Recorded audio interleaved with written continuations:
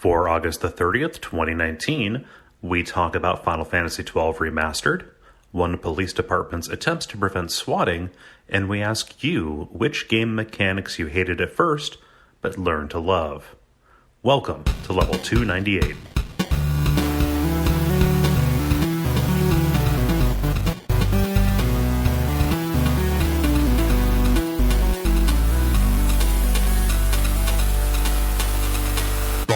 My name is Cole Ross.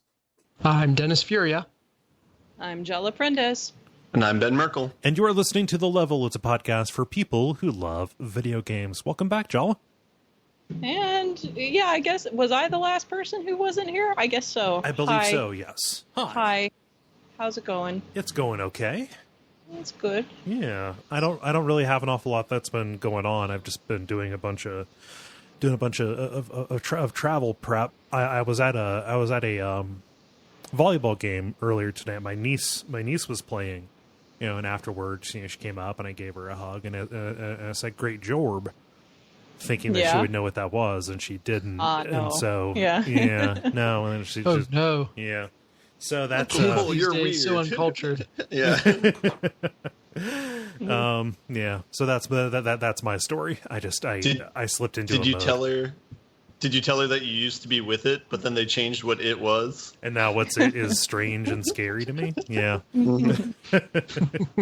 So that's all that I've got. That and my allergies have wrecked my body. I'm nothing but a picture this. I'm nothing but a big pulsating sinus. Ew. Yeah. That's really gross. I know, right? I don't want to picture that. Why did you do that to me? I don't know. Why'd you do that to the listeners? Yeah. I thought moving north of Cincinnati would help on that allergy front. Apparently not. Apparently it's just all of Ohio. Yeah, it's all of Ohio. Also, I'm surrounded by a lot more farmland and grass and trees and stuff than I was in the city. Yeah. So this is my first summer back where I grew up, and all that time that I spent down there in the city has changed my immune system. So, it's made you weak. No, it made me strong in a different way. Yeah. Well, what's up, Joel? So, I wasn't on. I was supposed to be on, but I wasn't on. There's all kinds of stuff going on because a couple of weeks ago at this point, when I was at work across town, my dad let Rami, my cockatiel, out, and then he didn't watch him and went outside, and Rami flew out after him, and my dad didn't notice and didn't realize that Rami was gone until dinner. And I get a message after they have already looked around in the house for him, thinking he was inside somewhere, saying that my bird was missing. And I came home fighting a bunch of rush hour traffic. Mm-hmm. And then there was a storm that night, so I couldn't search by the time I got home for him. And I have covered about 80 to 100 miles on foot since then, scouring literally everywhere, trying to use the whistle that I use to call him to me, because I could summon him by whistling, and I could not find him. I've posted signs, posted it on everywhere imaginable. I've had all these people suggest, well, why don't you do this? Why don't you do that? Trust me, if you think of it, I've done it. Oh yeah. I've done literally everything. I have searched morning, noon, and night, daily. And at this point, it's been 2 weeks. And so I'm just basically in a state of mourning right now because I don't know that it's very likely that I will get him back. I honestly believe somebody probably has him because he's so sociable and lovey that, he probably somebody has him and doesn't want the reward money, because I did post a reward for him. But that's what I think. So all I hope is that whoever has him loves him and cares for him properly, at least half of what I did. Yeah. Of course, he was my baby, so I don't know that that is possible. Yeah. So I have been pretty brokenhearted. but I am trying to, get back into everything. And I started a couple of new games with the hope of trying to fill up the time that I used to spend with Rami. Yeah. And I've gotten back to my normal workout routine. Like I put so many miles on my legs, like, because I did my tough light before that, and I didn't fully recover my legs before all of this happened. And then I did another 80 to 100 miles in like a week. And so, it's been like a process of trying, like I started getting to the point where I was starting to have like chronic dehydration because, this is the worst part of summer in Houston. Right. So like the heat index today was like 112. So imagine me out there most of my free time sweating my ass off looking for my bird, and like I was dehydrated. I could not get enough water and electrolytes in to counteract what I was losing, and I was also starting to show signs of getting sick, so I had to cut back, and then slowly but surely at this point, just stop. Because there's nothing, like I have no idea what direction he went in or anything, and he can fly. I can't fly, Right. I can't find him nearly so easily. So so that's in sad news, but I do have something else. I have to right a wrong and triumph over evil by correcting you, Kole, for something that you said on abject suffering. So that occasionally happens, but wait, what?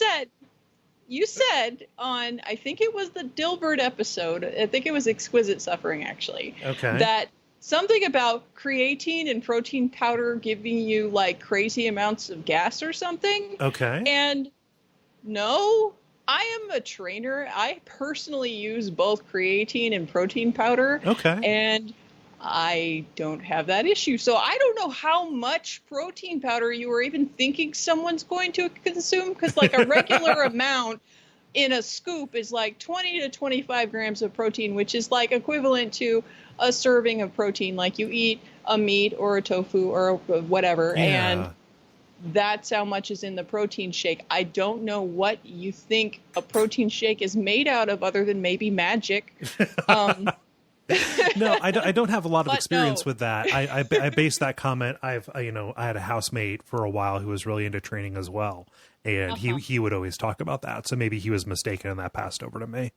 Well, okay, it's a thing where you will fart if you go to the gym and you're working out because you're making you're a bunch squeezing of it out. bubbles. Yeah. And you're squeezing your muscle, like that's a thing. Yeah. But it's not the protein powder unless that person had an actual sensitivity to whey and was using whey powder, for example. Gotcha. Like if they're lactose intolerant and having that, they will probably have a gas problem. So yes. Okay. Yeah. I did not mean to spread misinformation. That was literally just my. I have heard about soylent farts, but I do not think that relates to protein at all.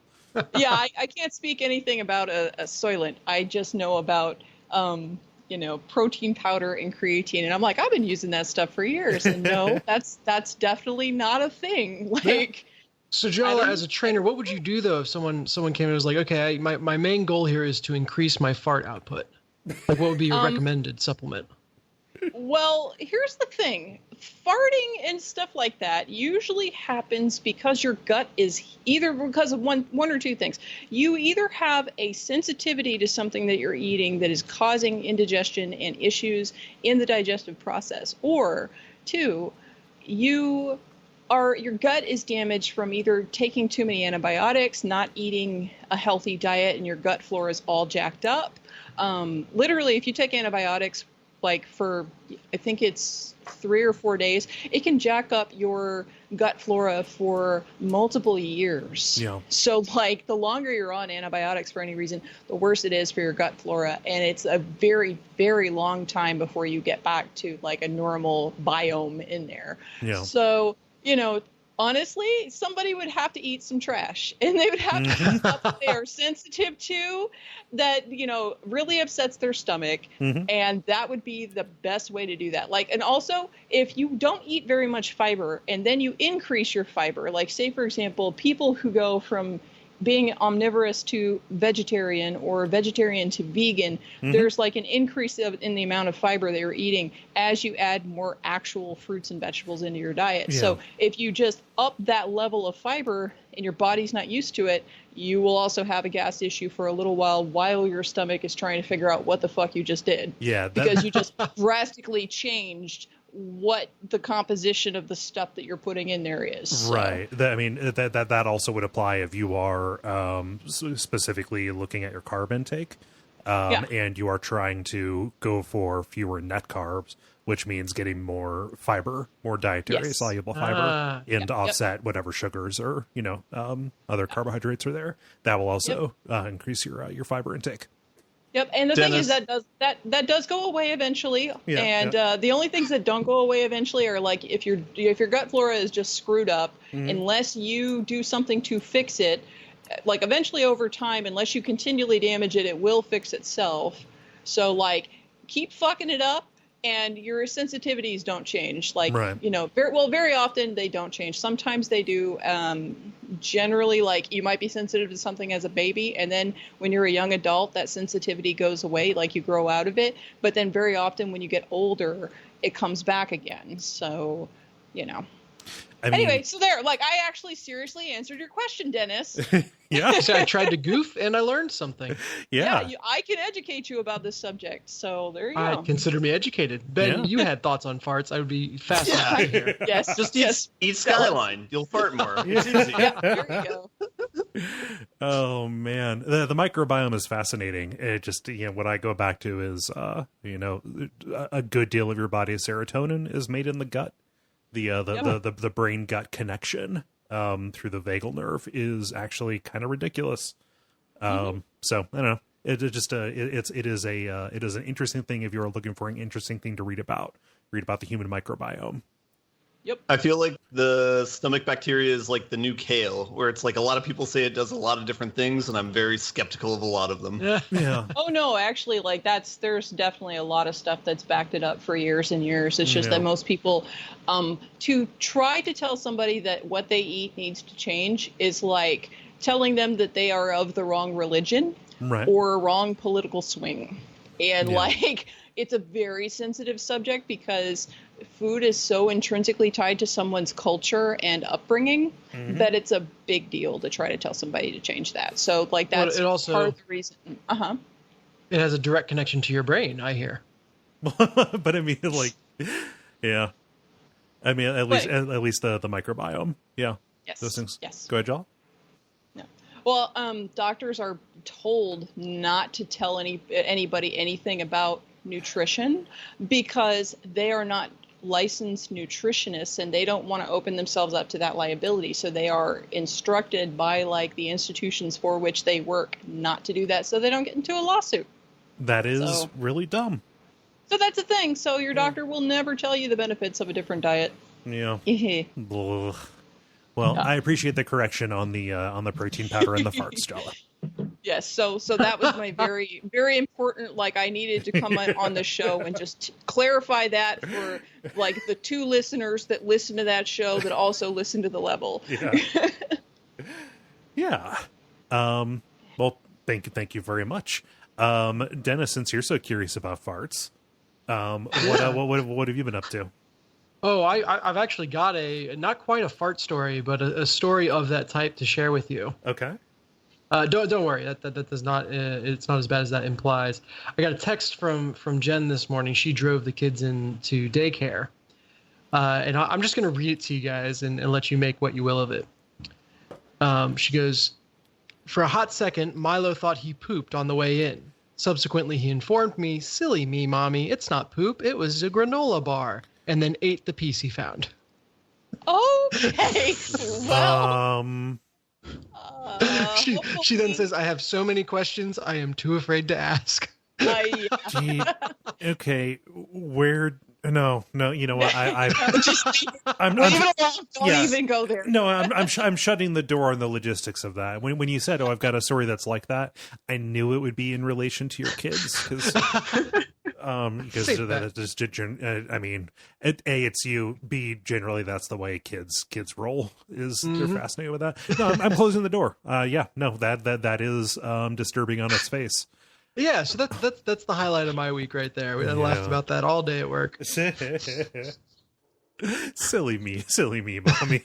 Yeah. Oh. This is the 5-second question mark rule. I've just accepted that they have food stashed in places I will never find. Like they have. They're like pulling food out of a pocket dimension. You set them in a completely sterilized car that a fixer just went over, and they will find the 3-month-old piece of toast and immediately stick it in their mouths. Where are you getting this jelly? Don't understand. It's hermetically sealed. Oh, ridiculous! It's a locked room murder mystery. Except with graham crackers instead. Just with raisins with fuzz on them. Oh, Jesus. No, a lot of things I'm shutting the door on today, actually. Yeah. Well, I mean, like you opened it up by saying, "Hey, Dennis, you were so interested in that gross thing." You opened the door for that one to come on. It was a strained segue. I didn't know necessarily that I was waiting for that to appear. You didn't know that you were inviting the devil to your door. Exactly. I did not know what realm I would be pulling from. Yeah. Didn't know you were inviting the fart devil to your joke door. Maybe a title. I don't know. It's a long one. I prefer "Where are you getting this jelly?" I'm already throwing it out there. That's a good one. Let's move on. Yeah, Ben? how about you, Ben? I have no fart story to segue into, but I can just be a regular story. Yeah. I don't know. I had a friend in town over the weekend. We hung out. It was great. I rode bikes. I got a new board game table in my living room, so I'm excited about that. Oh, yeah. Yeah. So my apartment is slowly being a furnished place that can host people, so that is good because people are coming to visit in the next few months. So very cool. Yeah. I remember you telling me about your trip to go get that furniture. Yeah, you should take a photo so that we can know what it looks like. Not right this second, but like sometime. I will do it this minute, and I will post it in Slack. Yeah. Okay. So say, sure. Let me just get the bodies out of the way first. I don't have a fart story, and I'm not telling my body story. Yeah. No. Yeah, no. I got a bike here recently, just this last week, actually. Yeah. Nice. Just have you good? I was going to say, is your brother's house like bikeable from where you're at? Oh, my brother's house is walkable from where I'm at. It just it is a 2-minute bike ride, and it's a 5-minute walk. Nice. But yeah, no, we've got the fall coming up. Got a lot of good riding weather coming. So there's something neat, way to get a little bit more active. Yeah. Yeah. Nowhere near as many hills here as you have out there in Seattle. So yeah, I have to take the subway away from the hilly areas to bike. So yeah.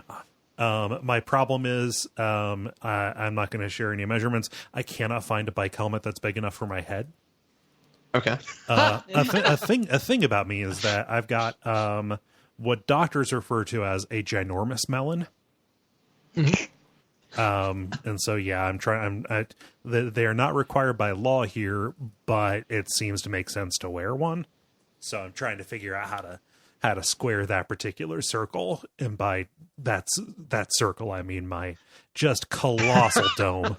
So, they need like a big and tall bike helmet store. I guess it's all bone though is the thing. Yeah. Oh, so what you're really telling me is that you're actually a triceratops or something. Yeah, there must be some like bony plates going on. Yeah, there's growths in there. Yeah.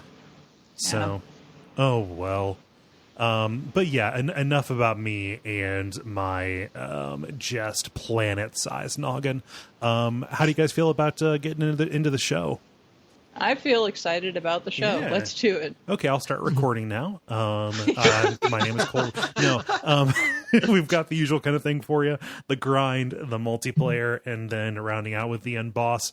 And why don't we get started with the grind? The grind, where we talk about the games we have been playing over the past period of time or so. Jala, you've been away the longest, so I will throw it to you. Okay, so I have to explain the reasoning why I picked the games I did, because, that was an instant question that you had, Kole, when I popped into your stream and told you what I was playing. It wasn't a question. It was a disclaimer. It was, do I need to remind you that I didn't tell you to buy that game? Well, and then also several listeners were like, what? You're playing what? Why? And so I started playing Danganronpa 3 because two things. First off, I figured that it's a game that I get so worked up about that I would get so worked up and angry that I would stop being sad because I'd be very distracted about being mad at this game. You would transfer. You would transfer the emotion, the intensity of the emotion from one to the other.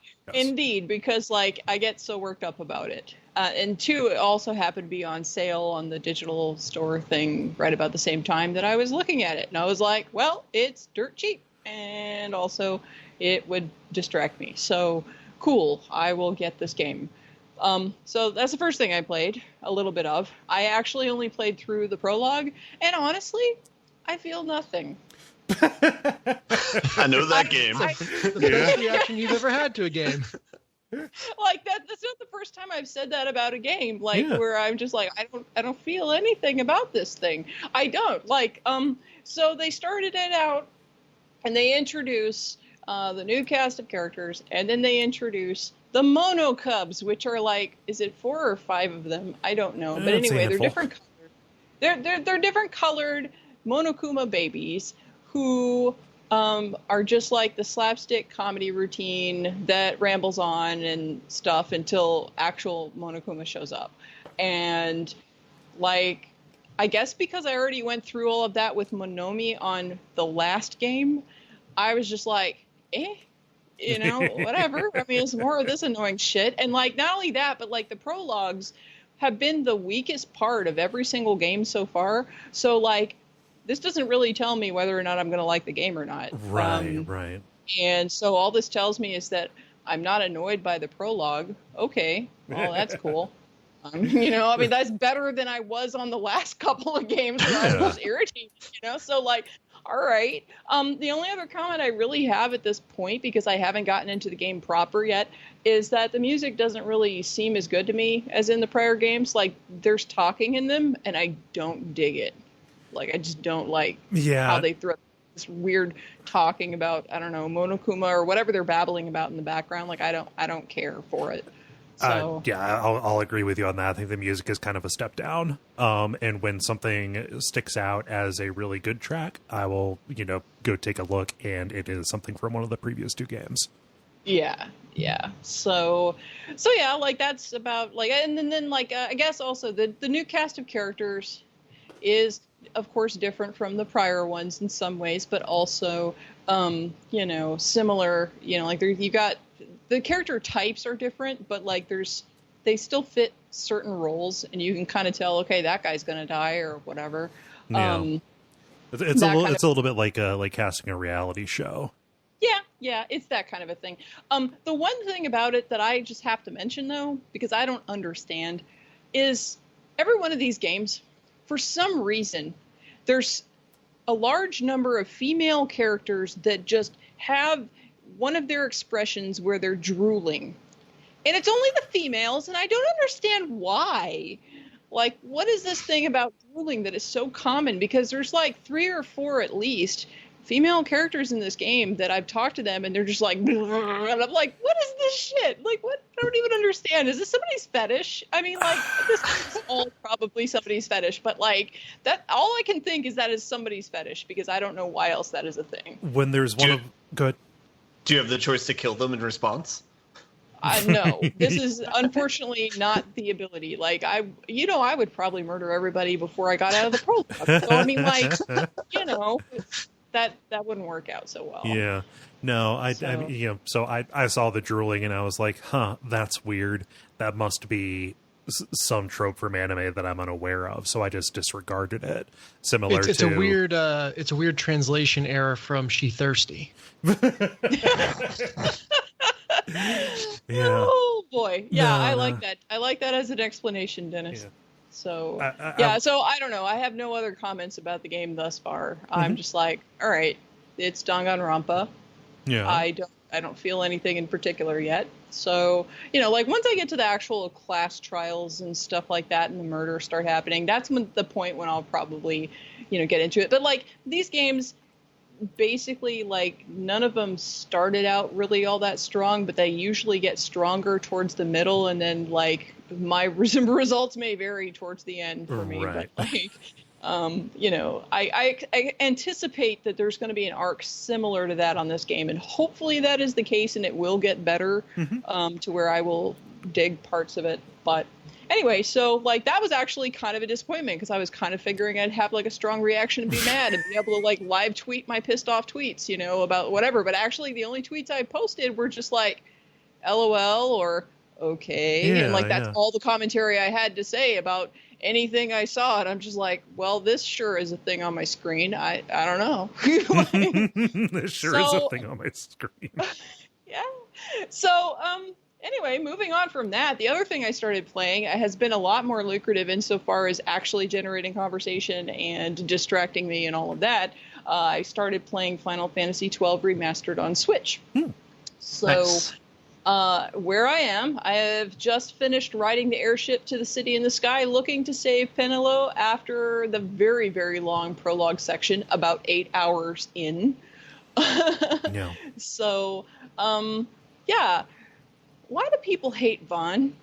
I don't know. The main character guy. Like, if you want to talk about an annoying Final Fantasy main character, let's talk about Tidus. Right, like, right. Vaughn has, like, self-awareness. Like, he's chipper, but he's not, like, over-the-top super annoying about being chipper. And, like, he understands when he needs to step back and get out of somebody's face.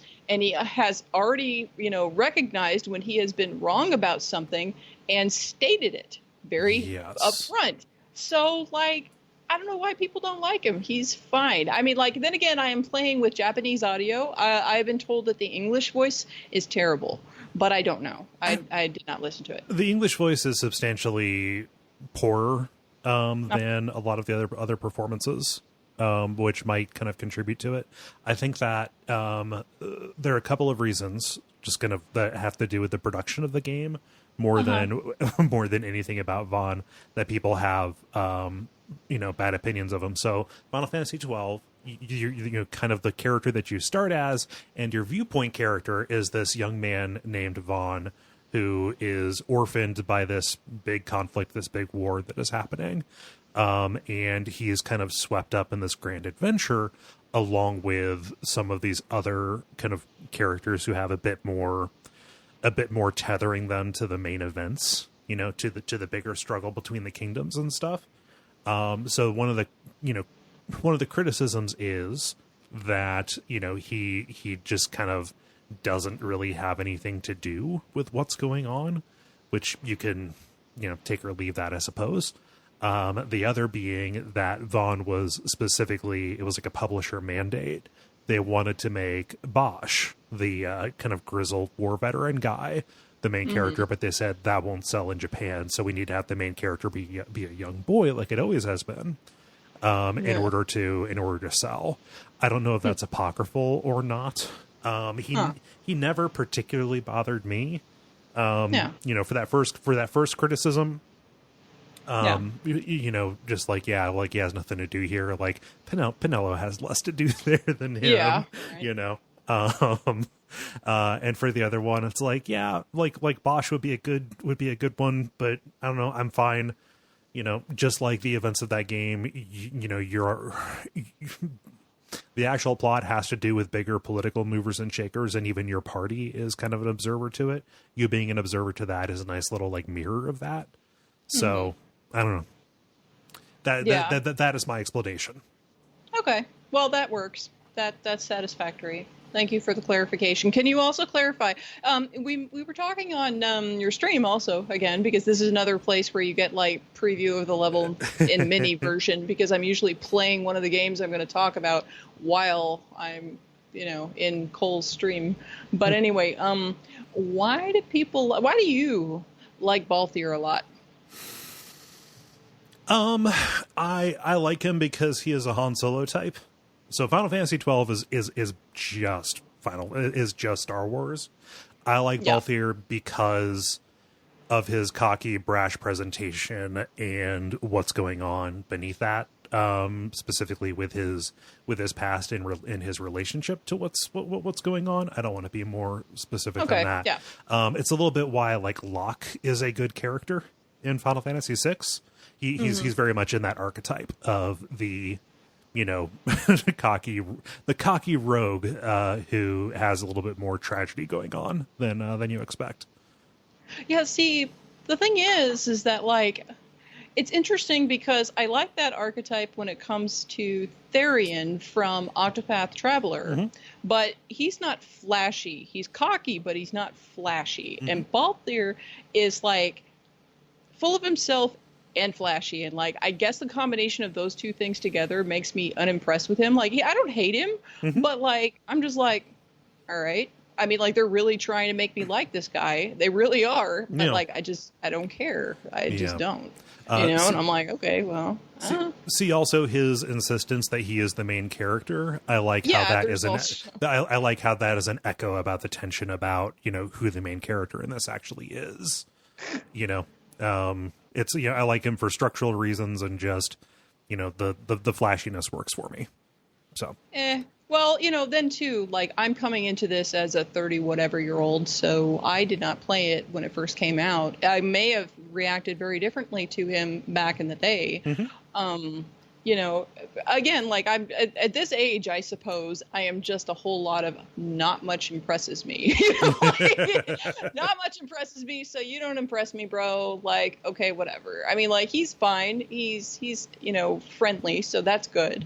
And he's not irritating, so that's good. But I'm just like, I don't know, like, I'm not super excited about him. But that's one of my problems, is that I don't really feel much of anything for anybody 8 hours into the game.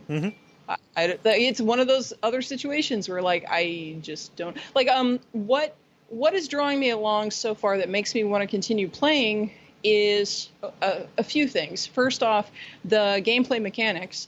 The battles are so smooth, and it works so well for me to just have everything automated and in the, overview screen. Like, your traveling screen is the same place that you're doing combat. You don't skip out of that into a different screen and have the whole rigmarole with, like, the traditional JRPG, battle phase. Right. Like, it's all action RPG style, and I like that. That is cool. So that works for me quite a bit, and it streamlines it to where I don't really mind the random battles so much, because I can run away physically if I want to. Right. Yeah. So and that is something that battle system in combination with the Gambit system, where you are kind of programming these macros for your characters to go through. I have infinite affection for that setup. Oh yeah, and like, I've only just started getting Gambits unlocked and everything to where I can use them. So, like, I'm trying to program in all of that stuff now and see what works best for me. But yeah, like, all of that being automated is great. It's like, you're there kind of moderating it, and you can, tweak it as you need to if you see, a need for it in the middle of the battle. But definitely like that a lot. And then, like, the overall story. Okay, so what relation does this have to Final Fantasy Tactics? It's the same world, right? That's what it is? Yes. Or what? So okay. This is Ivalice. Yes. I can never remember which one. So it is related to Final Fantasy Tactics, Vagrant Story, and weirdly Final Fantasy Tactics Advance. This, I believe, in the timeline is like several hundred years after the events of Final Fantasy Tactics, and on a different continent. I think that more broadly, what's important about it is that it's like a thematic and aesthetic connection, and they share a creator rather than like the events that happen with the War of the Lions having an echo over here. Yeah. Okay, well, because I played Tactics, and I played some of Vagrant Story many moons ago, and I never played, like, I never finished the rest of it, and I don't know how that ties into anything either. But Vagrant Story's connection is very tenuous. It is again mostly aesthetic. Is Vagrant Story a thing that I should go play sometime? I wouldn't be the person to answer that. I've not played very much of it. Oh, okay. Well, anyway, so yeah, like my tweets have been real productive about this. I've been live tweeting about it, and folks have really enjoyed it, to the point that I had a couple of people message me to say that they go to my Twitter without actually having a Twitter account just to read my tweets from time to time, nice. Which is like somebody has exposed themselves to Twitter on my behalf to see what I'm talking about with whatever I'm playing. So that's a big compliment. So thanks to you guys for that. So the last bout of live tweets primarily concerned themselves with Bosch's fashion sensibilities. Right, yeah. Yeah, like I had a lot to say about everything about Bosch from when you first see him. So you can look forward to all of that. I will link you after I am done speaking about it. But also, you know, I think Bosch would probably be the closest I like to liking a character. He's my favorite. Yeah. Like I anticipate that I will probably like most of the characters to some degree or other, or at least I will like several of the characters to some degree or other as I progress through the game, but I just haven't seen enough of them. Like 8 hours sounds like a long time to play, but not in a Final Fantasy game. The like, prologue is way too long. Yeah, like this is the prologue. I just finished the prologue. I mean, listener Phil, said the best thing possible when I was like, yeah, so I'm still in the prologue, and he's like, if you are playing a JRPG, you aren't done with the prologue until you've played for a minimum of 3 months, and that's about how it feels. Like, I have been devoting all this time and I haven't gotten anywhere. So, but that is exactly what I was looking for at this point, was something with a complicated enough narrative or fun enough gameplay that is not twitchy to where like I'm going to stress myself out trying to play it, you know, like that's the kind of thing I was looking for at this point. Yeah. So, you know, for my purposes, in order to like help me kind of distract myself as I get back into my normal routine without Rami. So, you know, so yeah, like that's been fun.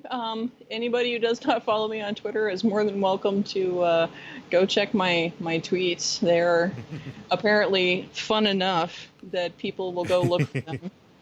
So the Switch version of this game is really good. I've been very impressed with it, and being able to play it portably, you know, just kind of crashed out on the couch or whatever, has been really good. I'm going to be taking it with me when I travel here. So, well, like, have there like, okay, so this is, you know, remastered or whatever. Did they change anything palpably with this? Not in terms of like general content. I know that they upscaled some of the textures, and I know that they used uncompressed versions of some of the audio, even though that gets a little bit weird between some different you know, like cutscene voice versus in-engine voice. It's kind of incongruous. As far as mechanically, this is the Zodiac job. This has the Zodiac job system. So when you're able to choose a particular license board for a character, that was not in the original American release of Final Fantasy XII. So that's a pretty big deal. Like without that, everybody has the same license board and kind of evolves to be the same character mechanically. With this, you're forced to specialize. That is good. Additionally, it used to be that in order to make certain gambits, you had to find the components, like the, you know, like the ifs and thens as treasure out in the world. Whereas, you know, once you get the ability to make gambits, you can just make everything. So this means you get more interesting treasure in the world, more useful stuff, and your like the main system of the game is not like limited and held back from you. Yeah. Oh, yeah. I guess somebody would probably ask this question too. What did I make everybody so far? Vaughn is an Ulan, whatever, the Dragoon equivalent, spear person, and Penelo I made into a what is it, Foe Breaker, I think, a tank. Right. Balthier was a machinist just because he had a gun, and it was just easy to slot him in there. I did not realize he can actually still use the gun regardless of what he turns into. Right. And I just didn't change him after that. I was like, whatever, it's fine, I don't care. Yeah. And Fran, I had originally as an archer for the same reason. I thought, well, she has a bow. I don't have any other weapons for her. I need to make her an archer.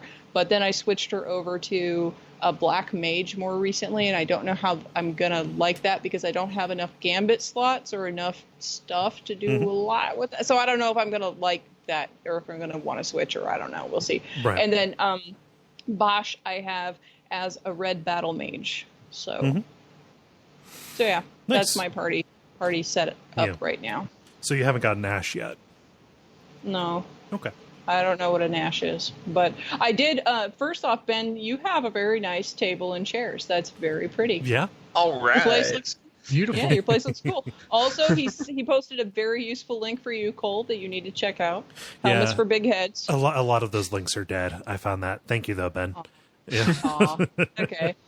Well, and then of course I copied in some of my fashion commentary about Bosch. So, that's the thing. So anyway, that's it. That's all I got. That's all I've been playing. I'm going to be playing for a while. So, like just Elder Scrolls Blades did not have enough in it for me to be distracted sufficiently. So, I had to shuffle off. But anyway, that's all. Nice. Cool. You're making me want to go in and continue my Switch playthrough. So, Yay! Do the thing. Let's hear. Ben, how about you? I have remarkably little. I continued playing Resident Evil 2, and I beat it with the second playthrough as Claire. So I got to see there's a joint ending if you beat both of them, I think. Yes. So I got to see that, and that was fine. Yeah, I think I'm done with the game though. It was, cool. You were right last week when you said that it's not really markedly different than the other run through. There's a few things that are kind of shuffled around like events. There's a few conclusions you see that you don't see in the other one. So that's fine, I guess. No.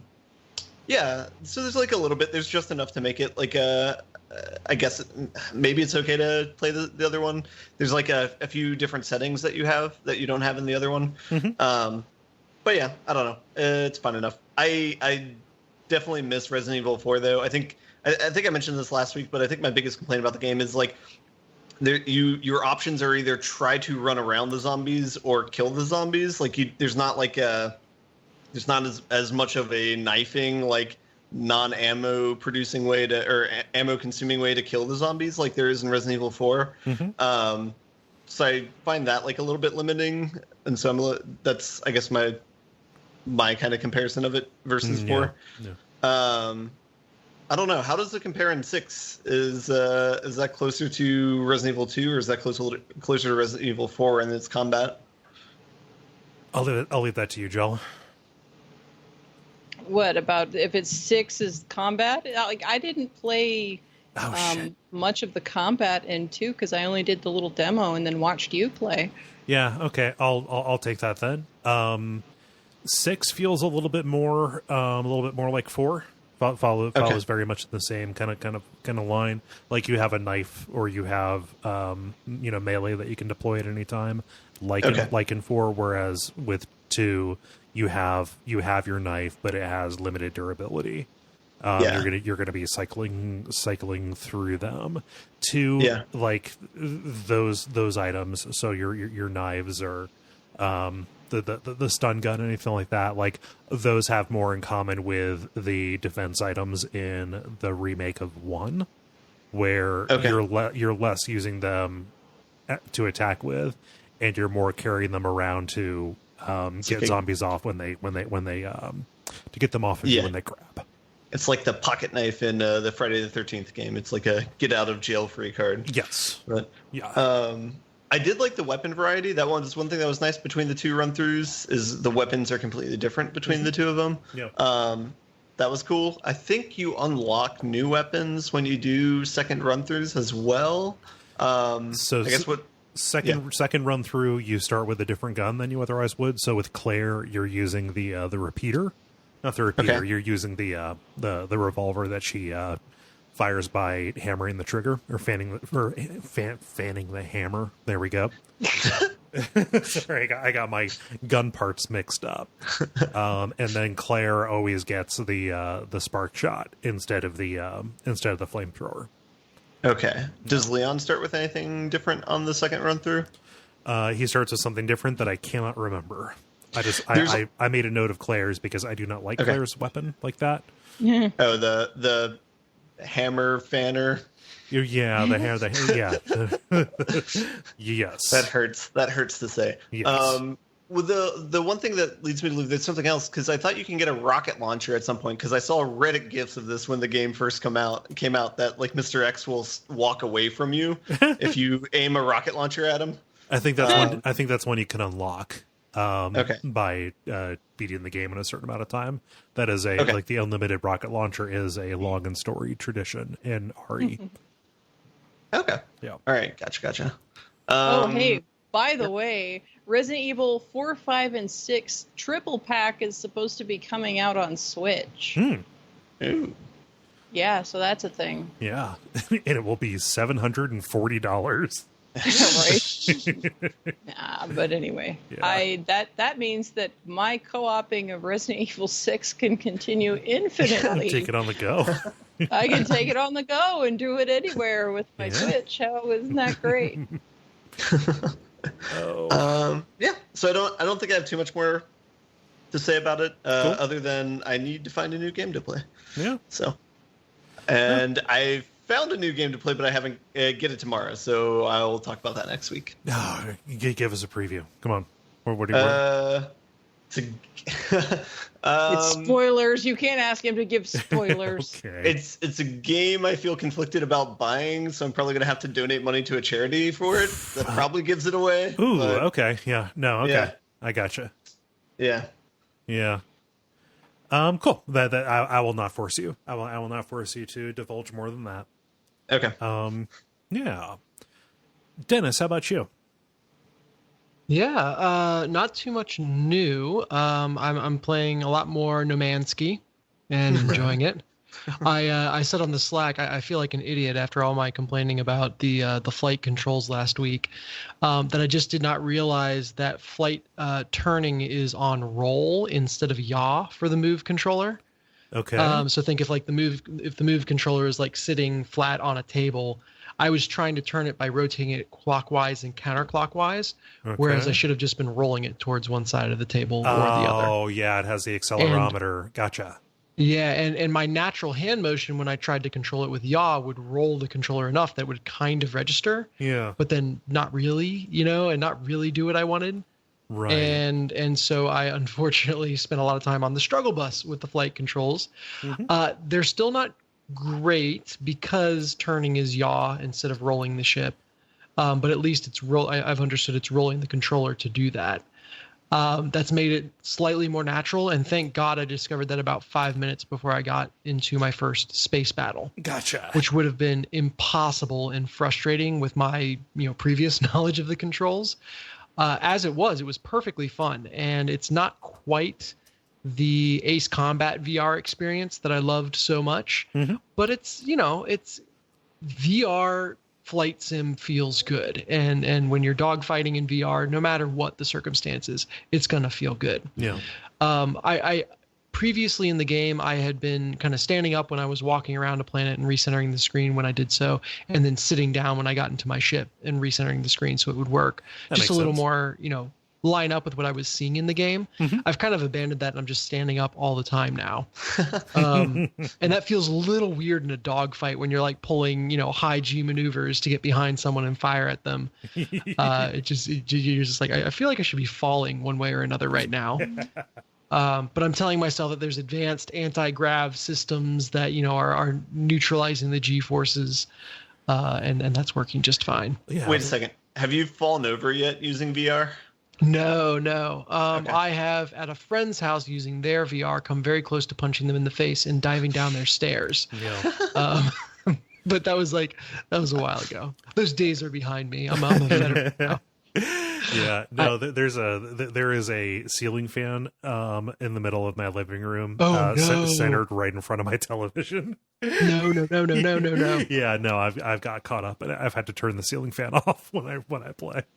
I have scared the shit out of myself just standing up from a normal gaming session and stretching with my controller, it's still in my hand, and like hands above my head to stretch, whack. The wacka. Yeah, and somehow the controller survived. So kudos to Sony for a quality product. Yeah. I will say on the flight side as well for Nemansky, I think they've been updating the game even since the release of Beyond and like trying to tune it. I think they've heard the feedback. I need to go back and look at screenshots to prove it, but I think they have changed the shape of the joystick in the game to more closely match what they want you to be doing with your hand to control the stick. Oh, that's cool. So you get feedback.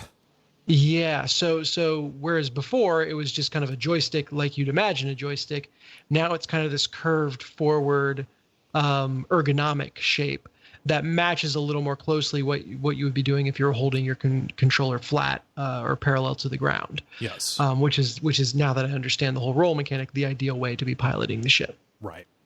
So kudos to them. I don't know if it was just always that way and I didn't notice it, or if this truly is a change, but I appreciate it either way. Nice. I've started to go through the Artemis quest line, which is kind of finding this traveler who's somehow kind of stuck outside of space and time. I never quite finished it in my last run through of the game, and so I'm excited to actually like pursue it through to the end.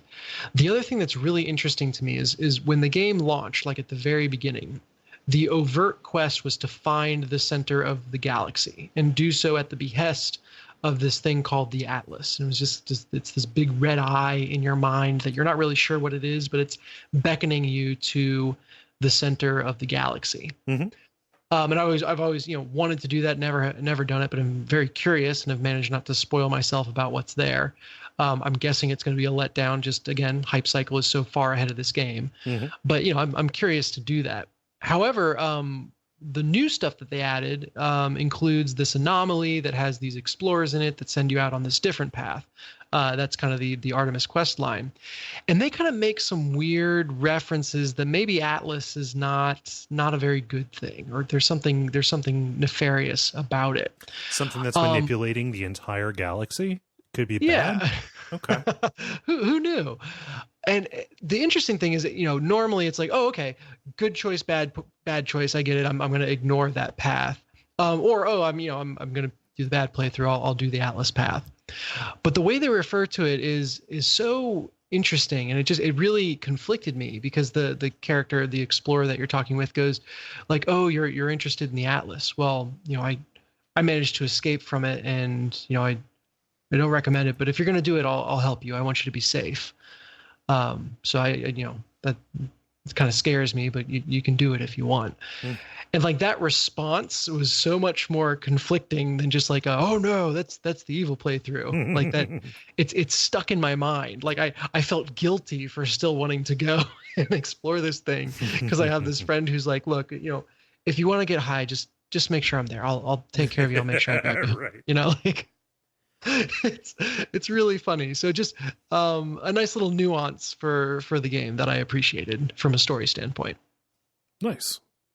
And in meeting those travelers, I did reach the newly revamped Anomaly, which was that big multiplayer thing that we talked about last week. It is a much larger space, so it's got kind of a TARDIS vibe going on, where you can see the entire thing from your spaceship and fly up to it, and it's this globe in space. And you fly in, and it opens up to this space that is way, way larger than what you flew into, which I thought was a nice touch. And there's now like all these other travelers' spaceships there. There's other travelers running around, so it's got a multiplayer component. You're just ambiently running into people. I'm still waving at everyone in VR, and I don't know if that translates to a wave animation in the game. That'd be weird if it didn't. But I will say that the NPCs, if you wave at them in VR, will wave back. Oh. And I laughed out loud the first time I waved at a little Gek, which is this kind of squat, happy-go-lucky thing, and it gave me finger guns back. Little Ewok gave me finger guns. Like, yes, this is the No Man's Sky I've always wanted to play.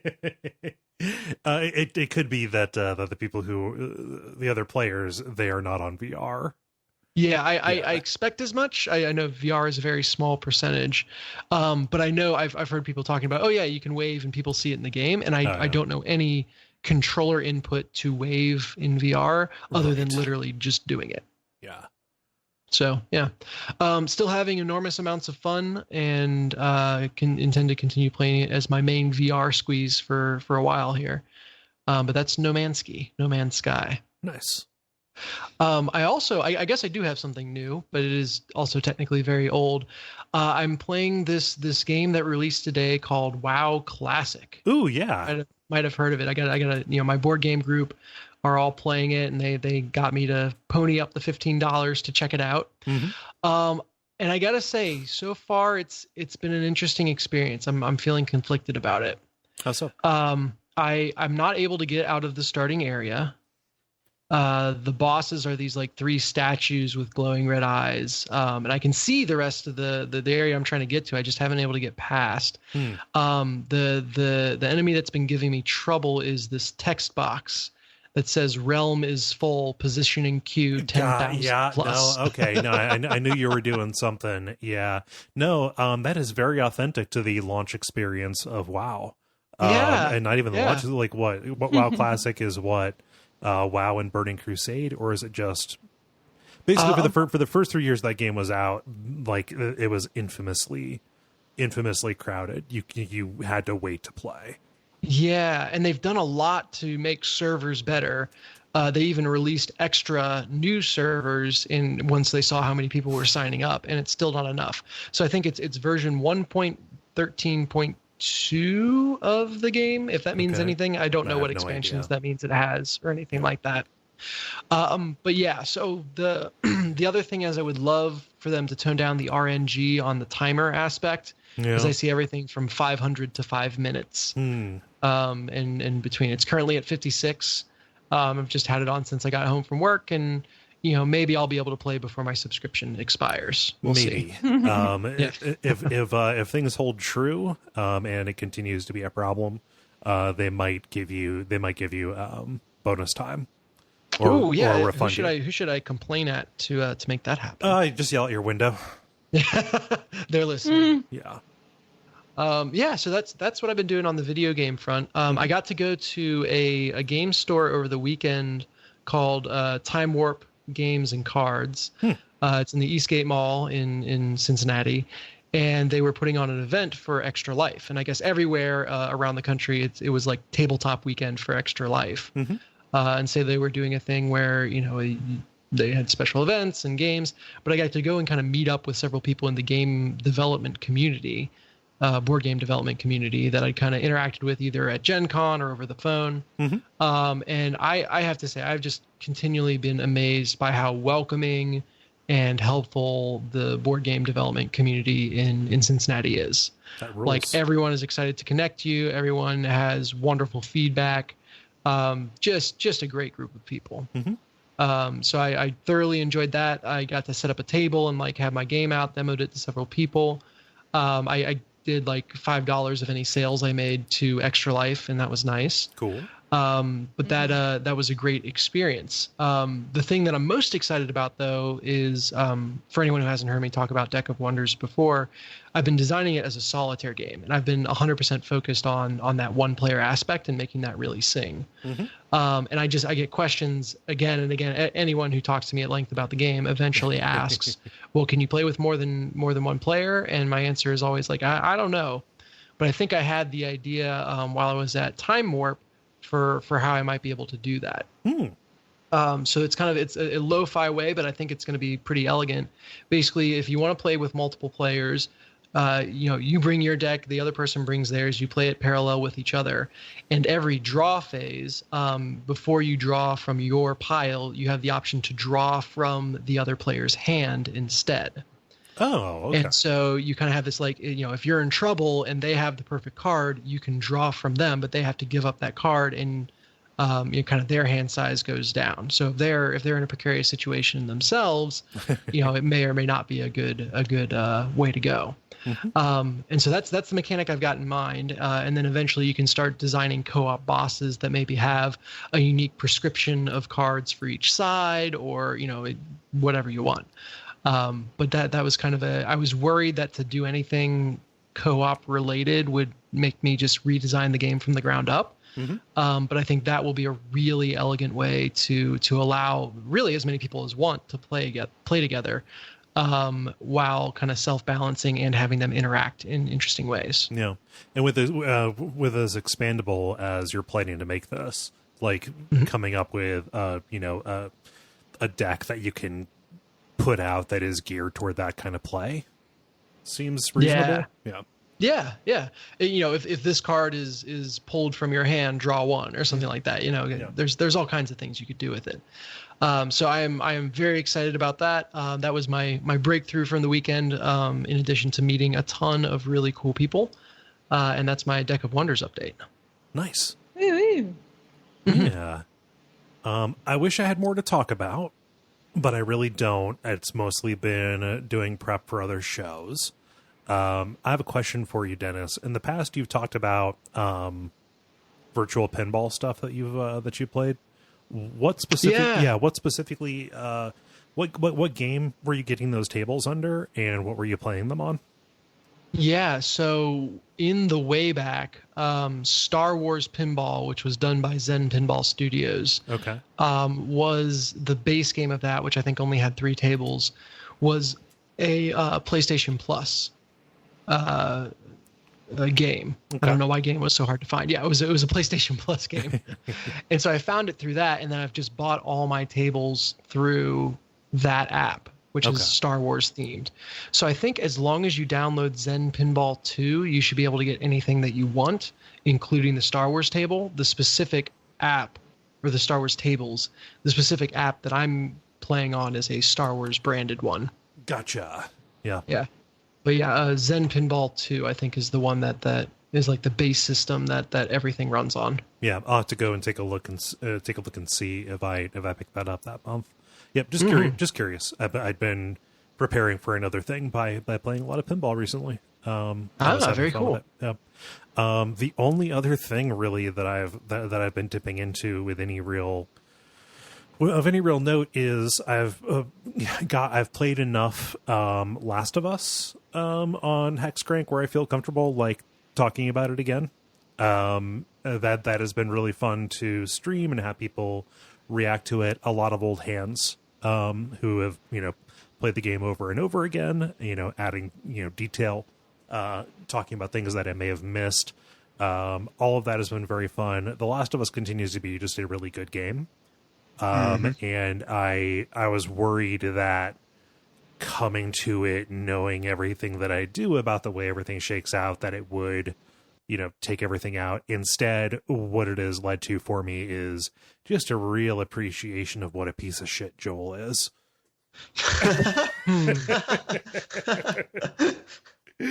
I'll see that one coming. Yeah. No, that's something that I've grown an appreciation of. But yeah, continuing to have a good time. It's harder than I remember it being. I don't know if that is just because I'm playing it in front of people, and I'm always going to goof up in hopefully hilarious ways, not intentionally, but it's just going to happen. But yeah, a lot of tough scenarios in there. Mm-hmm. Yeah. Any questions about The Last of Us? I was going to say, outside of Joel, how do you feel about the other characters, having not seen them in a little while? I forgot how briefly David was in the game.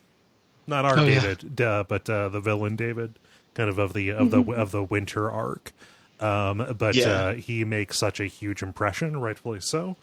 So it was. Yeah, it threw me off guard because I thought he loomed larger in my memory than he does in the actual runtime of the game. Ellie is great.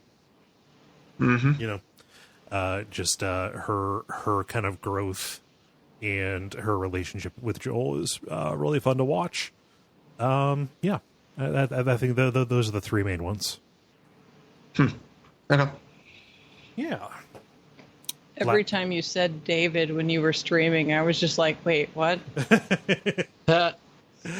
Yeah, no, not David. No, not that one. The other one. Yeah. I mean, probably would be equally at home in the post-apocalypse. True. Yeah. So that's all for me. I don't have a way to end the segment, so... Multiplayer. Now it is time for the multiplayer, where we ask the listeners a question and then they answer it. Dennis, what was the question that you asked the nice people?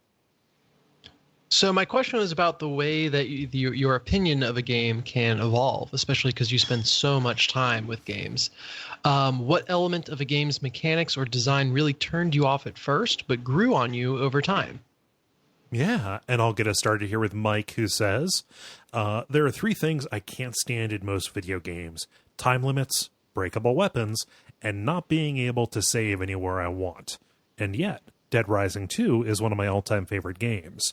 I bought it knowing that it contained all of those elements, but was curious to see what the series was all about, not unlike Dark Souls, but I'll let someone else tell their story. In the end, I came to appreciate its restrictions as essential to the experience, and I loved the ridiculous environments and characters. I go back and I replay it every year, and I'm about due for another. Ben, you dig these games, right? I was going to say that, yeah, that's a game where I think your character gets better each playthrough that you have with it, so that you're probably constantly rewarded by doing that. Yeah. Yeah, no, a lot of people were really put off of those, specifically the time play in Dead Rising 1. They're like, oh, it's stressful. And it's like, wait, you're bummed that a horror game is stressful? Yeah, right. Like, that's like what horror games are all about. Yeah.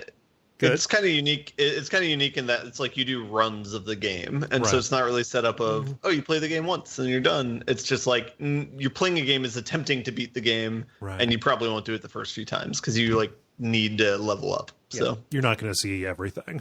I mean, there's optional content and people need to see. I think there's something weird about that just ticks in my brain of like a playthrough any game where you know you're not able to get to everything. Even if I don't get to everything in a game, I like to know I can if I really wanted to. Mm-hmm. Yeah. And so I totally get the stress of this. Yeah. Yeah, I do too. Yeah, I get that too. Yeah. Let's see, Jala, what does Lindsay say? You know, when I muted my mic to go across the room and turn off my AC, I knew I was going to be the next person and that you were going to start before I got back. Okay, so anyway, Lindsay says, turn-based RPGs were never my thing until I played South Park Stick of Truth. Now, saying that, I still have more love for the mechanics of South Park than Final Fantasy or many others because of the guard system it has. Pressing a button before impact to lessen the blow took a bit to master, but I think all RPGs could benefit from this mechanic. Many times I die and get discouraged from even trying an RPG because it does not have this mechanic. I guess that mechanic just broke me. Or maybe I haven't found the RPGs that implement the guard function as South Park did. Shrug. Take a look at the Mario RPGs.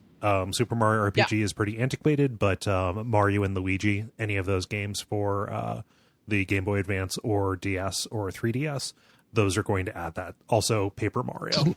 Okay, I was going to say, didn't Paper Mario have a ton of that? Yep. Yeah. There you go. I believe the South Park Stick of Truth specifically took that system from Paper Mario. Yeah.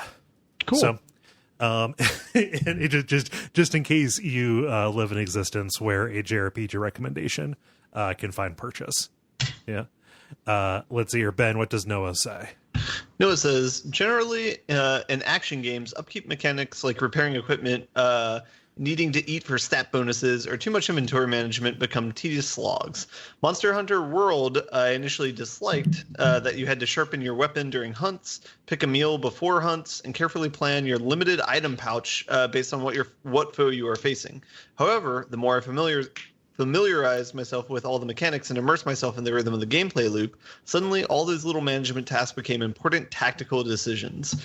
Now I'm at the point where preparing for the hunt is just as fun as the hunt itself, and having prepared the perfect loadout for the specific hunt you're on is immensely satisfying. All those little choices really sell the feeling of mastery of prepping for a hunt. Sweet. Yeah, planning is good. No, I'm serious. I love it when a plan comes together. I mean, just I've not played very much Monster Hunter World, but it's something that I always really enjoy about playing The Witcher 3. For instance, kind of has a little bit of a similar oiling jam. Up your blades. Yep. Trying to find the right stuff for the the decoction that you need, etc. Reading the codex to figure out what you need. Yeah, it's all good. Let's see, Dennis. What does Jeffrey say? He says, the upgrade mechanics of the Souls series never really jived with me until 2, when I started to appreciate the elemental damages. Taking that back to Dark Souls 1 really helped me get through some of the tougher bits, rather than just brute forcing my way through. So 2 adds just a tremendous number of elements that you can, just so many more things. It's closer to Demon Souls than 1. 1 just does a very poor job of explaining it to you. Not that 2 does any better, but I think that the abundance lets you figure out the differentiations. Yeah, here's a game where it doesn't take 2 playthroughs to really grok it. It takes 2 games to really grok it. 2 full games, yes. Let's see here. Greg writes, using the Bionic Arm in Bionic Commando games. So used to jumping in platformers. As a kid playing the NES one for the first time, it took a while for me to wrap my head around the concept that you couldn't jump and had to get around with your arm in a totally different way. Even though I'm better at Bionic Commando games now, it always takes me a bit to get used to it again. But once you get going, you're really flying, right? Yeah, this is a great answer. It is so unintuitive. Yeah. I'm due for a replay of that game. It's been too long. Let's see. Jala, what does Dan say? Dan says, the sparse inventory space in Resident Evil 7 in this example. It was really annoying at first, and as I couldn't pick things up that I wanted due to having no space. What that ended up meaning was that I was thinking far more about what I needed now in the near future. It made me think more deeply about the story and my playstyle with the enemies in that stage, as opposed to blindly picking up shiny items without thinking. Made for a more immersive experience, something which pays off massively for Resident Evil 7. This would have been one of mine, but Dan took it. That's a good answer. Not just because I would have used it. It's just a good answer. Yeah. Let's see here. Ben, what does Martinez say? Martinez says, like a lot of people, I had a really hard time getting into the combat mechanics of Dark Souls. At that point in time, I was so used to all the hand-holding of modern video games and got absolutely wrecked by everything in Dark Souls threw at me. Timing dodges were hard, blocking sucked because I ran out of stamina, every swing felt like it took forever, and parrying someone seemed impossible. It didn't take long for me to put the game down. The game mechanics didn't click for me until a friend of mine sat down with me and guided me all the way through Blighttown. Sure. At that point, I felt confident enough in my abilities to continue on alone. And from that day on, it turned into one of my all-time favorite games. Yeah, stamina management in that game is a huge wall to get through. When you're trying to, when you're coming from a regular character action game, trying to tappa, and then you get your face thrown back in your face. Yeah, no, I can totally see it, but it is the defining characteristic of those games.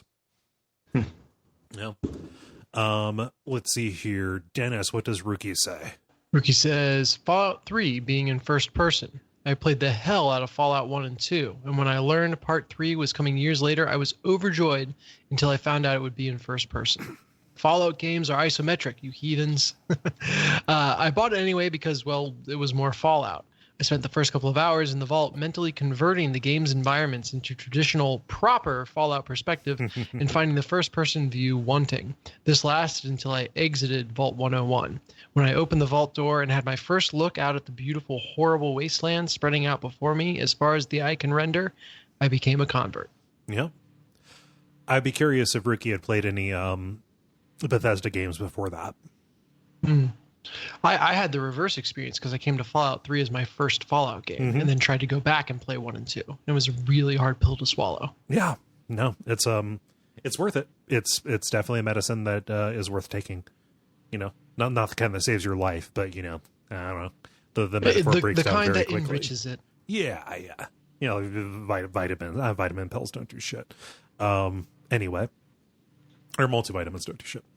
The metaphor broke down. It wasn't apt. It wasn't apt at all. Casey writes, speaking of Fallout, the base building mechanics in Fallout 4 didn't interest me at all. And in fact, I entirely ignored base building my first time through the story. What a mistake. And now, several expansions in, including one specifically for base building, I really love it. Building up mini cities, trying to keep each one unique, has me at about triple the hours I spent on the story. Building stuff in games is fun. 100%. And Jala finishes out with Ollie. Ollie says, I really liked the game Alien Trilogy on PS1. So when Alien Resurrection was announced, I was super excited, but I hated the control scheme. It felt unintuitive, and I was certain it would be a complete waste of time and be soon forgotten in other FPS games. And IGN/GameSpot agreed with me. Turns out we were both wrong, and it's an excellent control system. This is delightful. I love this. Do you want to read it, Jala, or should I? Go for it. Okay. This is an excerpt from the review. Again, this is on the PlayStation. From IGN, or from GameSpot, rather. The game's control setup is the most terrifying element. The left analog stick moves you forward, back, and strafes right and left, while the right analog stick turns you and can be used to look up and down. What madness is this, you morons? Yeah, in October of 2000. Boy, that's a long time ago. Boy, wow, yeah. Things have changed. Oh, man. So thank you, everybody, for writing in. We should probably give our answers. Because I can't reach that I don't know.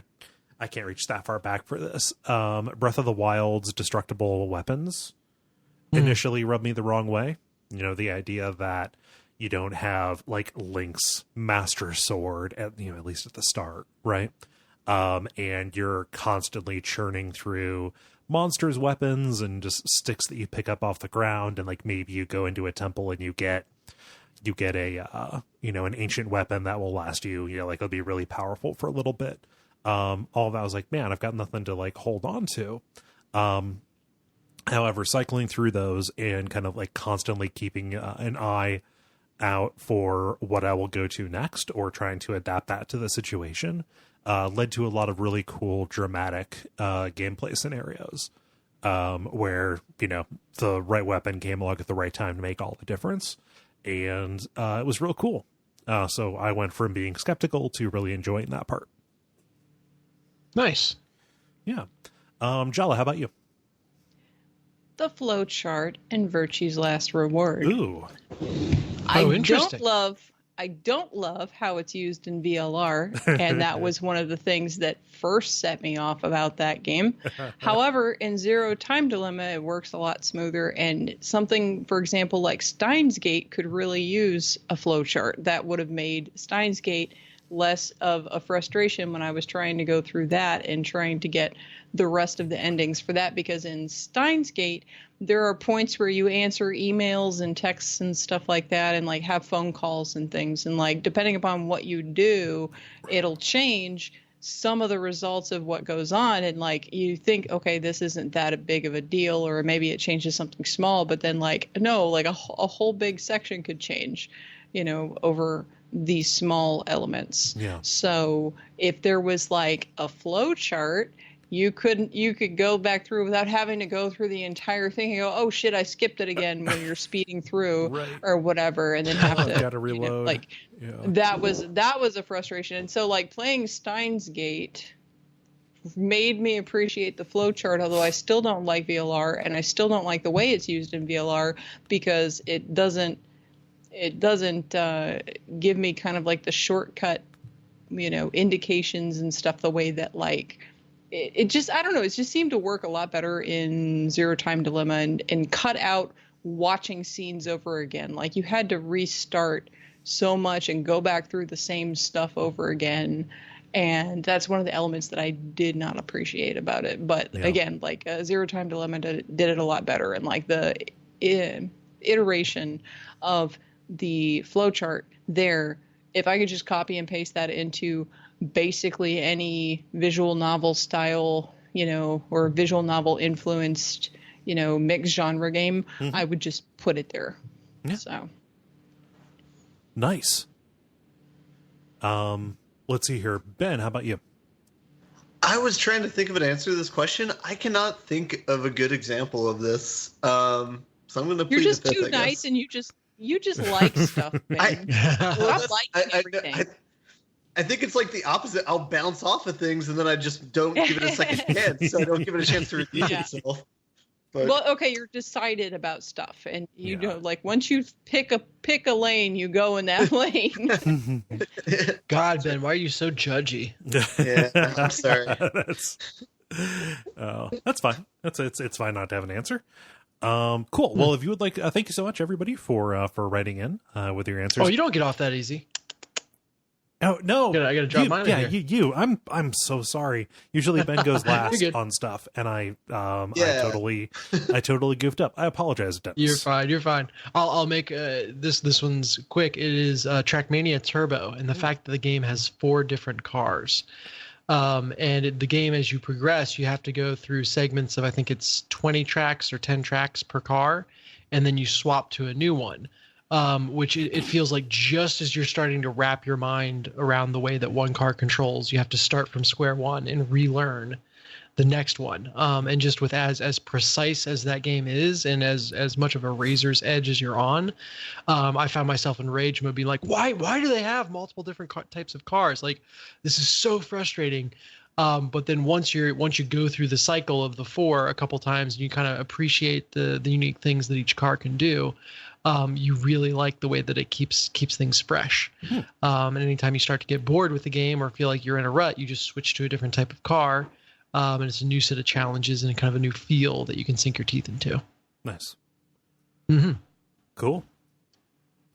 Now, have I got everybody? Now I'm paranoid. Has everybody scarred you? Okay. Thank you, everybody, for writing in. If you would like to participate in these, you can go to facebook.com/thelevelpodcast and watch for the prompts to go up on Monday afternoons. However, this coming Monday, Labor Day here in the United States, September 2nd, there will be no show because it is a holiday. So no show next week, but we'll be back after that. The end boss. Now it is time for the end boss, where we talk about things that are happening in the world of video games that are exciting to us. Jala, what's going on with Google Stadia? So, I reported on this before, but Google is joining the game streaming market with Stadia. Thanks for spoiling, Kole. So it's a cloud-based platform set to launch in November of this year. So Google Stadia Base offers 1080p and 60 FPS service with stereo sound for free. Stadia Pro is $10 a month for 4K HDR image quality, 5.1 surround sound, and access to Stadia's free game library. So some people like the idea of instantly being able to play games instead of having to download and patch, and also being able to play on any screen, because theoretically, wherever Stadia may be found, be it on your PC, mobile, or whatever, you can play games from the cloud on anything without downloading stuff. Others, of course, worry about response time of a cloud-based gaming service, and also, for example, if your internet goes out, then there goes your game. Right. So those are some things. Google, of course, says that this could change how games are made, in that rather than being tailored to specific tech, you know, like a PlayStation or what the average computer user has or whatever, they could build with the broader capacity of a data center in mind, and thereby this could lead to more ambitious titles being created. It could also change how publishers sell games, and that could be a good or bad thing. Like, instead of trying to sell games individually, they may do subscription services for their games. Now, that sounds like a nightmare to me if you have every publisher trying to get a subscription fee for their library of games. What is this, television and movies? Yeah. So that's essentially what potential things could happen. Like, that's not, what definitely is going to happen. But like, I think the last time I reported on this, it was in beta or something. Yeah. But yeah, like, it's actually going to be launching in November. So this is the cloud-based video game streaming service. Yeah. So. And they're selling a controller. I think they're selling some kind of dedicated box for it. I still don't know what to make of it.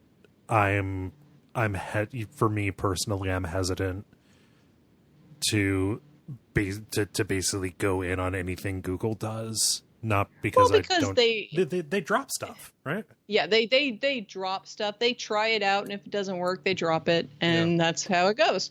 Yeah. So I'll be curious. I'm intrigued by the idea because before you had mentioned it, I hadn't thought about games that were designed to be played at a data center. Instead of just on one particular machine, like that I think is cool. But yeah, no, I think that's cool. That was something I hadn't considered. Yeah, you sound skeptical, bud. No. I agree with that. Like, I think that's one possibility that opens up that you can't do with regular games. Yeah, but we'll see. November. We will see in November. I'm gonna be playing a bunch of other games in November. I'm not gonna see anything like that. Yeah, Outer Wilds is gonna be a thing. Is that the one? Yeah, no, that's Outer Worlds. Outer Worlds, yeah. Death Stranding. Maybe a Star Wars game if it's good. Oh, you said the magic word. Hey Ben, what's going on with Death Stranding? Oh yeah. So this is close to a week old, or this is exactly a week old of a news article. So it's gonna be like a week and a half old when people listen to this. But a video came out with gameplay for Death Stranding at Gamescom last week that shows a new feature of the game, which is controlling Norman Reedus's pee. You can pee on the environment, and apparently that can unlock certain things. Apparently one of the mechanics in the game is they're trying to do some things where the game's like kind of like a shared environment between everyone playing with it. So apparently you can share like safe houses and things like that. You can mark your territory. Yeah, well, that's another thing. They released something that said if enough players pee in the same spot, quote unquote, something good will happen.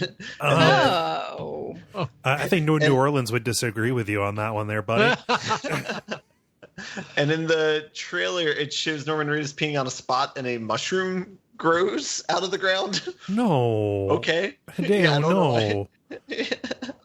So I don't know what you guys thought Soapstone was this whole time. Have you looked at the item picture? In case there is any doubt, this is definitely a Kojima game. So yeah, no, the Death Stranding and the joys of pissing al fresco. I don't care for. It's fine. I mean, like Metal Gear Solid 5 had a make your horse shit button. So yeah. What? No. If you took Diamond Horse and as your partner for a mission, if you rode your horse in, you could press a button to make him drop horse apples. Oh, yeah. Well, I don't know that it served like an explicit gameplay function, but I'm sure there was. I mean, it's a Kojima game, so it probably like you could poop in a road and somebody would slip in it or whatever. It was definitely an explicit function, but yeah. This is a scatological episode. I am so sorry. Yeah. I apologize for pushing us in that direction. It was me. Again, this is more abject suffering bleed over as where this came from, I think. Let's see. Everything is suffering. Yeah. They're all is aching. Dennis, what's going on over in the Majora's Mask speedrunning community? Yeah, maybe I'm just reading in the right places now, but it seems like there have been just a spate of Zelda speedrunning advances. in the past several weeks. And Majora's Mask is no exception to that. So the Majora's Mask speedrunners have figured out a way to significantly reduce the time to complete for their any percent run.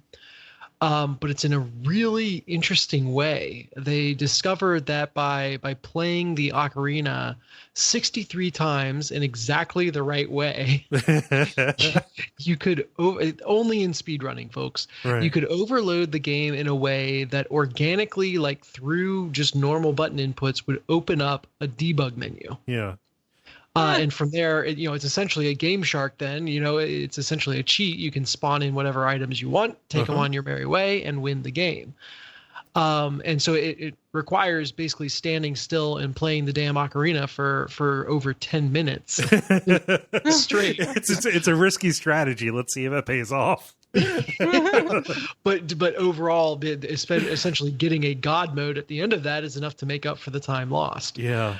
So just incredible ingenuity, and I'm amazed every time I read one of these things just by the way people can take apart a game. Yeah. Just by playing it. Specifically in 64 Zeldas. Yeah, my goodness. The one controversial thing is that, okay, technically this falls under like the no cheat any percent category, but does it really if essentially you're opening up a menu for cheats? Like playing a lot of PC games, I can hit the right button to open up console commands, right? And that's a part of the natural game inputs, right? So like, what makes this okay? And that's kind of the conversation that's happening right now. Yeah. But an incredible feat of creativity and abuse of gaming systems on display here. Yeah, to explain or to show how momentous this was prior. To just quoting the article here a little bit, before the ocarina glitch was discovered, the record was 1 hour and 15 minutes and 50 to 52 seconds. And mind you, like when a record is beaten by like a minute, it's a big deal in that community. When this guy, last name Haugen, came through and figured it out, the new record time is 49 minutes and 42 seconds. So oh my Lord! More than 16 minutes. Yeah, that's incredible. Cut off, or wait, no, more than 26 minutes cut off of it. Ridiculous. Yeah, kudos to them. Yeah, that's amazing. I don't have anything more to add to it. Speed runs. And for me, I saved the icky one for last. Have we talked about swatting on the show in the past? I'm sure we have. Yeah. Do I need to define what that is? So swatting is something that shitty people do to streamers. Anybody who is, performing something live online, where they call that person's police department and say, hey, there is, a violent armed person at this address. Send the SWAT team to them in order to contain the situation. This has led to just a tremendous amount of injury. One person has died, at least that I know of, back in 2017 in Wichita, Kansas. Somebody died because the SWAT team came in and did their thing, and that person was a victim of this horrible online person who took things way too far. However, Wichita, Kansas, in the wake of this, has actually started doing something that I think is a good idea, or at least as a half measure along the way. So if we can't get people to stop being dipshits online, and if we can't get police departments to demilitarize, at the very least, they can do it, which Wichita can do what they're doing, which is allow people who are streamers to basically register their address and say, hey, this is probably going to happen to me. So instead of sending the team right away, like put in this extra step, it's fine. So I think this is generally a good idea, and it is probably, for the moment, the best thing to do, which, basically helps everybody. It helps people not die at the hands of police. who are pointed at that person like a weapon by dipshits online, and it helps police officers not waste time and resources going on a bogus call. So. Well, and then the article also says that the person who died wasn't even involved in streaming. The address that was given to them, to the cops, was the former address of somebody who was involved in some argument about a Call of Duty game and like some match or something. And the actual resident, the current resident of that address where somebody used to live that used to, did play this game, that person died because the police, were told that this was a homicide and a potential hostage situation, and they thought he was grabbing a weapon, reaching for a weapon or something. I don't know the situation, but that person had literally nothing to do with it. Yeah, that's an added layer of tragedy on top of this. Yeah. So it probably this probably wouldn't stop. This would not stop police departments from getting an outdated piece of information and going on that way. I don't know what you do to prevent that. But swatting happens all the time. This article, refers to somebody who was swatted just 2 weeks ago.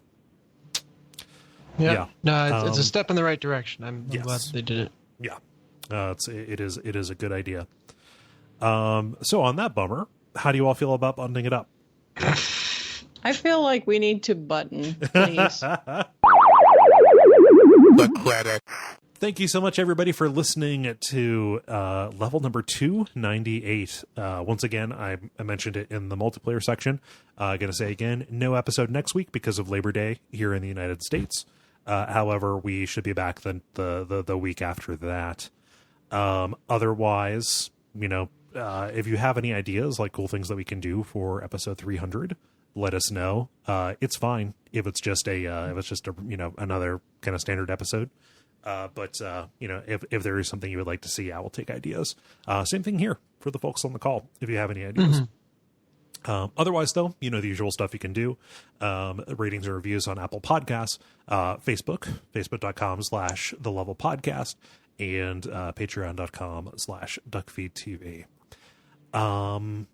So I've been Kole Ross. You can follow me on Twitter at Kole Ross. I've been Dennis Furia. You can follow me on Twitter at Deck of Wonders with underscores between each word, and on Twitch at Deck of Wonders, all one word. Cool.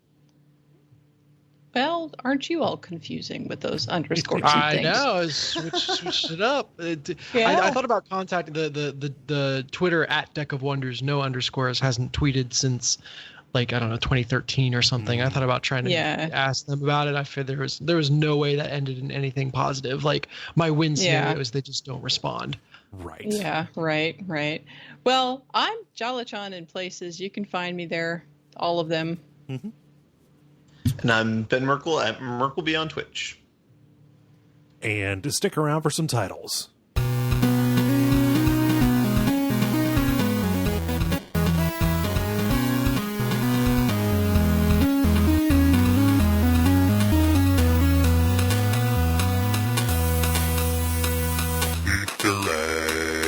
Okay. Who has titles? I do. Okay. Where are you getting this jelly? Okay. This one's very long, so it's not going to be one, but I still want to say it.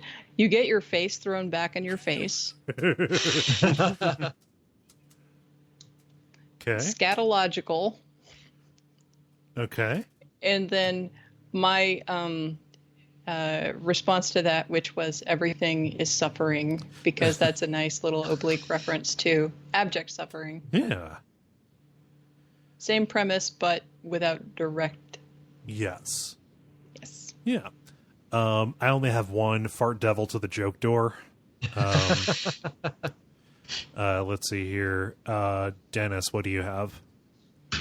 I had one. This is also tooting my own horn, so apologies, but right. A translation error for she thirsty. Okay. All right. Ben, how about you? I got two weird ones. I got everything is suffering. It matches the download of the episode. And, and then I also have curious about farts. Good luck, Kole. Yeah.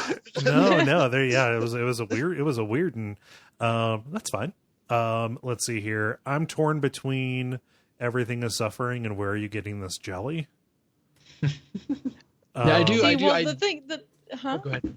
I was gonna say of that conversation, I think where are you getting this jelly is a pretty good representation of it. Yes, I prefer the non-downer title. Yeah, yeah. I was gonna say the everything is suffering is also like it references abject suffering, but it also references the fact that we had a lot of downers in the episode. Where are you getting this jelly? Let's go with it. Cool. Yeah. All right. Well, I'm gonna go to bed. Mm-hmm. I'm gonna go eat and then get ready to go run tomorrow because I'm gonna be doing that again. All right. I'm gonna try waiting 302 minutes at last report. Jeez. To get into this damn game right as my friends all decide to stop playing. I am sure. Ridiculous. I might actually live tweet some Final Fantasy XII before I go to sleep, just for those folks out there waiting for my next commentary. Cool. So. All right. Good hanging out, guys. Take care, everybody. Bye. It's going to be a long time since the next time I talk to you, so enjoy Duckfest and talk to you guys later. Have a good Labor Day and all that. Yeah. Take care, everybody. Yeah. Likewise. See you guys. All right. Yep. Night.